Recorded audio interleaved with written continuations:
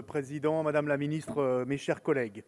Une des grandes lois fondatrices de notre République, la loi Waldeck-Rousseau de 1901 relative au contrat d'association, fêtera ses 120 ans le 1er juillet prochain. L'engagement associatif de 18 millions de bénévoles et les 2 millions d'emplois du secteur non marchand sont une richesse considérable pour la France.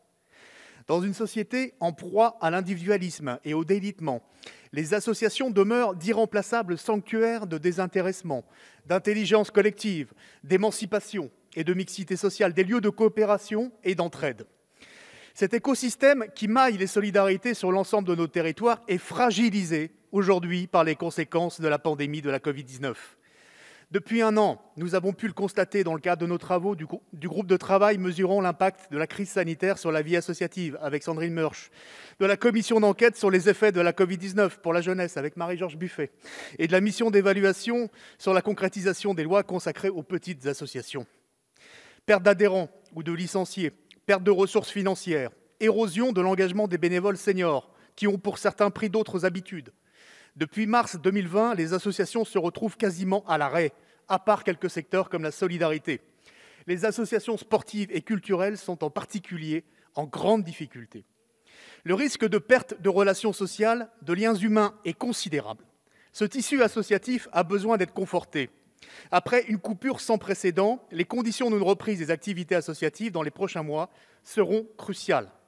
Pourquoi ne pas envisager que les bénévoles associatifs, responsables ou encadrants, en particulier les bénévoles seniors, souvent retraités, puissent faire partie des publics prioritaires pour la vaccination sans prendre la place des autres publics concernés. À l'initiative de l'association Recherche et Solidarité, cette démarche a été expérimentée avec succès en février. En 4 semaines, plus de 70 bénévoles de 12 associations intervenant auprès de publics fragiles de Châteaudun et de 4 communes limitrophes ont pu recevoir leur premier vaccin. Ils l'ont été grâce aux doses inutilisées laissées par des personnes n'ayant pas honoré leur rendez-vous au centre de vaccination. Un exemple à suivre. Au-delà, nous avons besoin d'un grand plan de sauvetage du monde associatif sur le plan budgétaire et financier. Cela passe par des mesures fiscales incitatives, exceptionnelles, pour encourager le sponsoring sportif, le mécénat culturel, au moins pour l'année 2021. Pourquoi ne pas décider de transformer en dons les cotisations des licenciés sportifs ? Nous avons dans le tissu associatif de notre pays, 85% des associations qui ne sont pas des associations employeuses et donc qui ne reposent que sur l'implication de leurs bénévoles. Ceux-là n'ont pas eu droit aux aides de droit commun, du Fonds de solidarité gouvernemental, des prêts garantis par France Active ou la Banque des territoires, de l'activité partielle ou du Fonds de solidarité économie sociale et solidaire doté de 30 millions. On ne réglera pas la situation financière difficile de milliers de structures associatives à coût de dispositifs ponctuels de quelques dizaines de millions d'euros, même avec un FDVA qui est passé de 25 à 45 millions d'euros en 2021. Il faudrait le réabonder de façon significative pour en faire un fonds d'urgence et de relance de proximité sur la vie associative dans nos territoires. Nous pourrions mobiliser des centaines de millions d'euros dormant sur les comptes bancaires d'associations devenues inactives. À ce propos, puisque nous avons voté à l'Assemblée nationale des dispositions qui le permettent, cette mobilisation des fonds en déshérence des personnes morales, pourriez-vous nous dire, Madame la Ministre, quand les 2 textes sur la reconnaissance de l'engagement associatif et sur la trésorerie des associations seront examinés au Sénat pour être définitivement votés ? Par ailleurs, les bénévoles responsables sont en attente d'une nouvelle étape de simplification administrative, d'un guichet et d'un dossier de subvention unique qui leur permettrait de se concentrer sur la reprise des activités et pas sur la paperasse.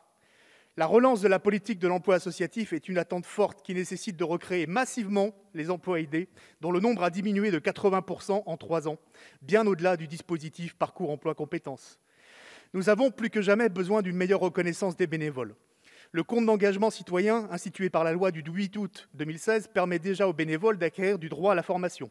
Le congé engagement, inscrit dans la loi égalité du 27 novembre 2017, réserve 6 journées de congé non rémunérées aux responsables associatifs qui en font la demande. Pouvez-vous nous dire, Madame la Ministre, où en sont ces dispositifs et si on peut encore les améliorer, notamment pour les actifs ? Enfin, l'engagement des jeunes dans la période sera déterminant. Vous avez décidé de créer 100 000 contrats de volontariat en service civique supplémentaires d'ici la fin de l'année et nous vous soutenons. Je m'interroge simplement sur 2 points. Est-ce que les associations qui aujourd'hui représentent 85% des structures qui accueillent ces volontaires et ces missions d'intérêt général auront bien la possibilité dans les prochains mois d'accueillir ces nouveaux volontaires ?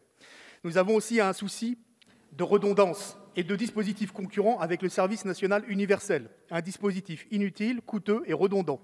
Sur le plan budgétaire, il va y avoir une concurrence, puisqu'on met de l'argent supplémentaire sur le SNU en 2021, 30 millions d'euros, pour des missions qui ne seront certainement pas réalisées, alors qu'on ne l'a pas dépensé pendant l'année 2020. Madame la ministre, service civique ou service national universel, il faudra choisir.